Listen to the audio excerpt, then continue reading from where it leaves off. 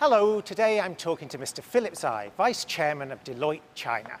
Deloitte China employs 10,000 people in 17 offices in mainland China, Hong Kong and Macau. Hello, good morning, Philip. Morning, nice James. To meet How are you? Thank you very much for agreeing to speak to me today. No, thanks for coming all the way to our offices this morning. Yeah, thank you. I'd like to ask you the first question. What application procedures do large companies such as Deloitte use? At Deloitte, the campus recruitment cycle for the local students usually starts in September, October every year. And it's going to be completed around December and January of the following year. From September to October, primarily that is for the career forums at different local universities.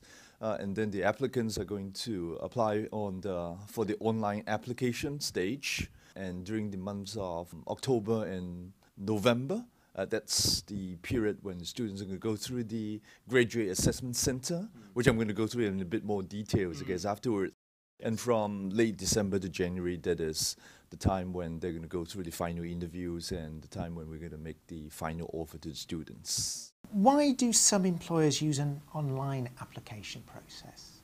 Honestly, I guess the online assessment process is economical and efficient way of testing a variety of abilities of the applicants or the students, including their verbal reasoning ability tests, the numerical reasonings, logical reasoning, and also there are different questions to test their situational judgments as well as their personality for the particular occupation or the post. What are some of the strategies candidates can use to prepare for a job placement test? I'm sure that, I guess, preparation is the key. The students could definitely do a good research about the market trends as well as the latest developments in a particular profession or the industry, learning about the specific corporation, the companies, the business, and also the culture of the organization. I'm sure that, I guess, the detailed job requirements one is looking for is important, and the anticipation of what questions are going to be asked during the different processes of the assessment, including the interview, is going to be very important. I suppose a way of finding out about the company is online, or what's the best way to do? Yes, right now there are a lot of sources or avenue where applicants and students, I guess, could go for, including the websites of the particular organization or the entity, as well as a lot of search engines, including the Googles and the Yahoos, and a lot of sites where the students could go for and look up all the details about the organization that they're applying for. How do you think job applications in Asia differ from elsewhere in the world? I would have thought that because of the proximity. The short distance between different places. Hong Kong is not exactly a big place. And so instead of using online assessment tools, a lot of the assessments are being done face-to-face. While you can imagine, I guess, in bigger countries like the States or the UK, different cities, it might be more difficult logistically, I guess, for the candidates to travel from one city to another. But then in Hong Kong, basically, the furthest is only an hour away. Yes, with the excellent transport links as well. Yeah, yes. so I think there are more opportunities of face-to-face assessments and interviews. Let's talk about the job application process. What is the most important thing to remember when writing a CV?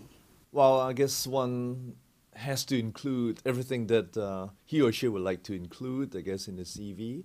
The length of the CV, how many pages are we talking about, is also something that the candidate should consider. Say, for instance, I don't think the interviewer would be interested in reading anything more than 2 pages. Right. So limiting the length of the CV to 1 or 2 pages, irrespective of what sort of great achievements that one has, is important. Because honestly, I guess, the interviewer or the HR colleagues of the entity, they're going to go through hundreds, if not thousands, of these CVs. Yes. So limiting it to a reasonable quote-unquote length is important. Another piece of sharing that I always do with the students is that look out for the size of the font that the CV is going to be prepared.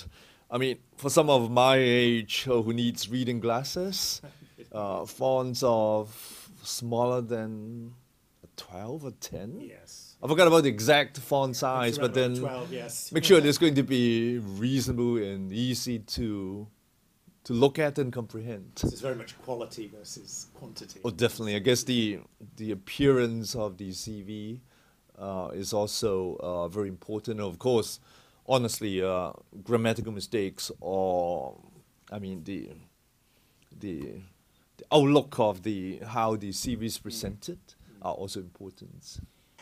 You mentioned that some employers have to look at many CVs at a time. How long do employers generally look at a CV?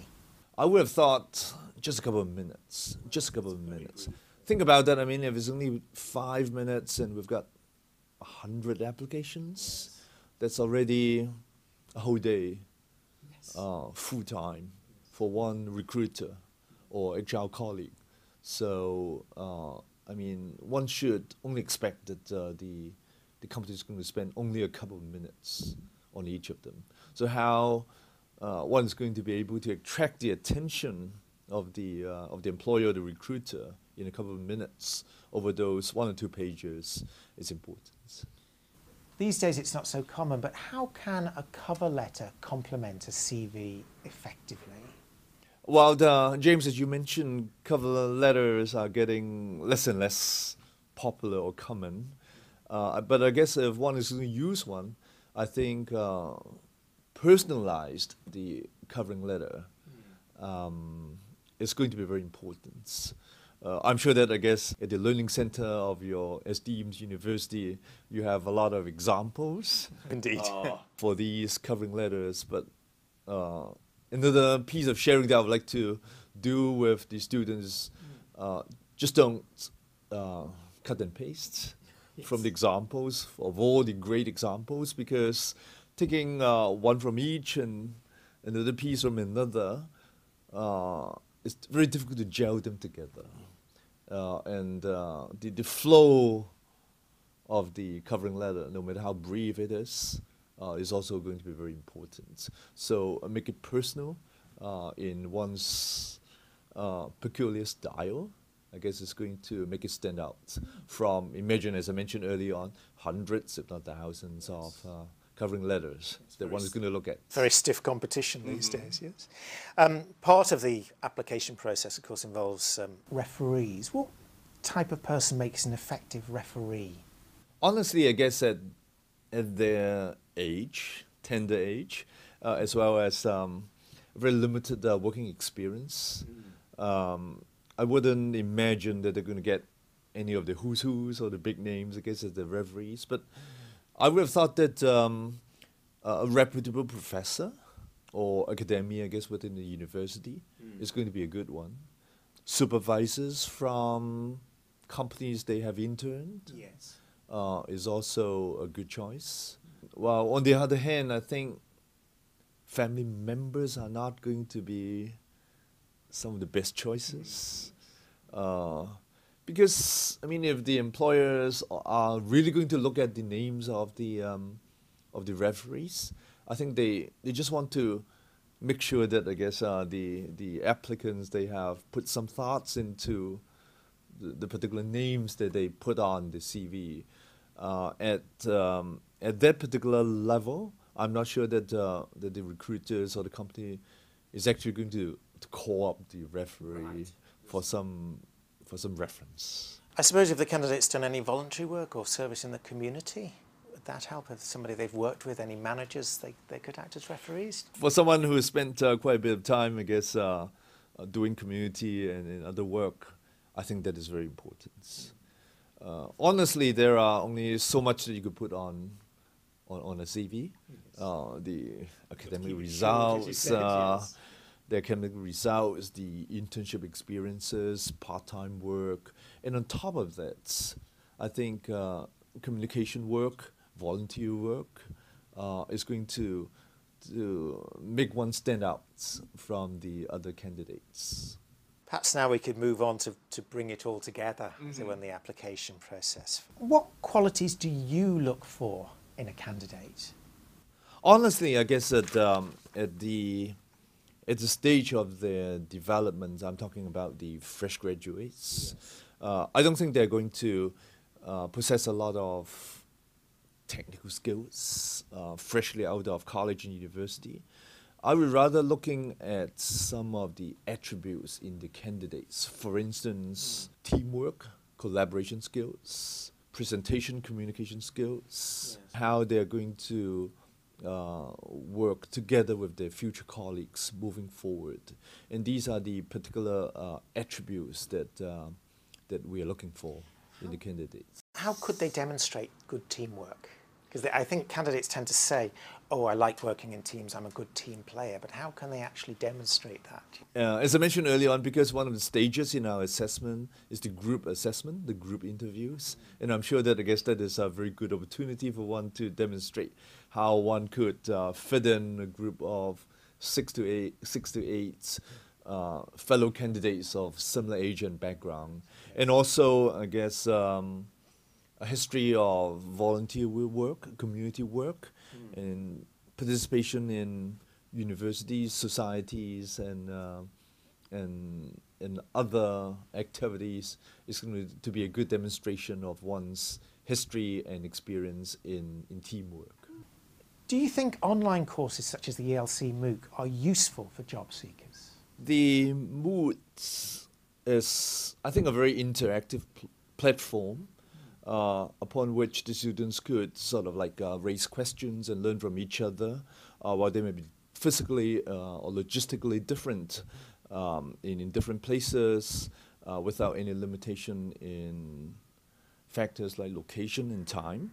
It also helps the student broadening their horizons by communicating with other students, lecturers, and tutors.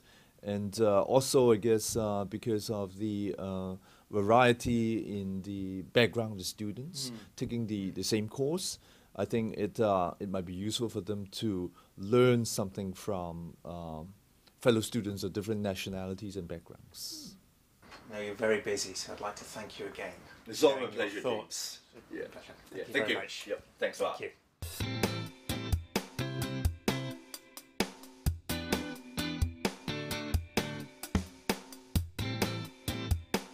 Remember to follow us on Facebook, Twitter, and LinkedIn.